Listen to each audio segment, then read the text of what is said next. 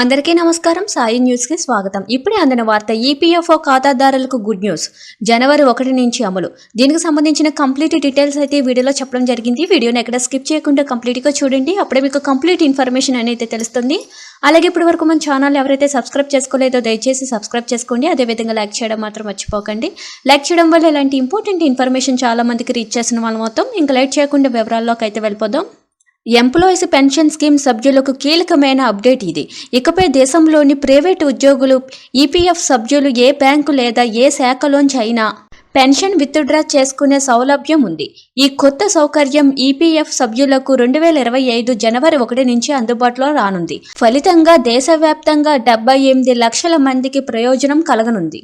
కేంద్ర ప్రభుత్వం ఇటీవలే సెంట్రలైజ్డ్ పెన్షన్ పేమెంట్ సిస్టమ్ను ఆమోదించింది. ఉద్యోగుల పెన్షన్ పథకం 1995 ప్రకారం సిపిపిఎస్ విధానానికి గ్రీన్ సిగ్నల్ ఇచ్చింది. దాంతో ఇకపై పెన్షనర్లు తమ పెన్షన్ను దేశంలో ఏ బ్యాంకులోంచి లేదా ఏ శాఖలోంచి అయినా విత్డ్రా చేసుకునే వెసులుబాటు కలగనుంది.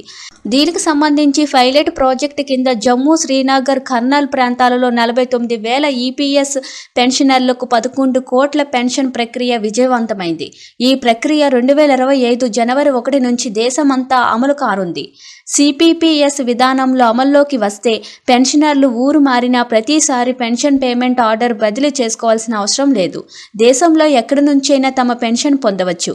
ఈపీఎఫ్ఓ రీజనల్ లేదా జోనల్ కార్యాలయాలు దీనికోసం 3 లేదా 4 బ్యాంకులతో ఒప్పందం కుదుర్చుకుంటాయి. ఎలాంటి వెరిఫికేషన్ ప్రక్రియ లేకుండానే బ్యాంకుల నుంచి పెన్షన్ పొందవచ్చు. సిపిపిఎస్ విధానం ప్రకారం దేశమంతా పెన్షన్ పంపిణీ ప్రక్రియ ఎలాంటి అంతరాయం లేకుండా జరగనుంది. ఒక ప్రాంతం నుంచి మరొక ప్రాంతానికి మారినప్పుడు పెన్షన్ పేమెంట్ ఆర్డర్ బదిలీ తీసుకోవాల్సిన అవసరం ఉండదు. రిటైర్మెంట్ తర్వాత తమ సొంత ఊరికి వెళ్లిపోయే పెన్షనర్లకు ఈ ప్రక్రియ ఉపయోగకరంగా ఉంటుంది. ఈ కొత్త ప్రక్రియ ద్వారా 78 లక్షల మంది పెన్షనర్లు లబ్ధి పొందనున్నారు. Thank you for watching this video.